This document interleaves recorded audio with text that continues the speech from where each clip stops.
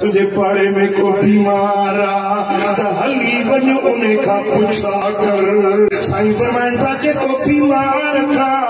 पुछण थो वञे जेसी पुछी मोली नथो अचे तेसी ताईं इहो ॼण के जन्नत जे बागन में घुमी रहियो हबीबन फरमायो जेको बीमार का पुछण जे लाइ घर मां निकितो आहे 70,000 मलाइक उनजी रहमत ऐं मग़फ़िरत जी दुआ था घुरनि जेसी मोटी घर नथो पहुचे तेसी ताईं 70,000 मलाइक जे रहमत वारे परम जी छांव में सदको सवाल चाहे ओड़े पाड़े में बीमार थियो न तो मुंहिंजी पिट लगी अथसि या मुंहिंजी पिट लगी अथसि साईं फरमाइनि था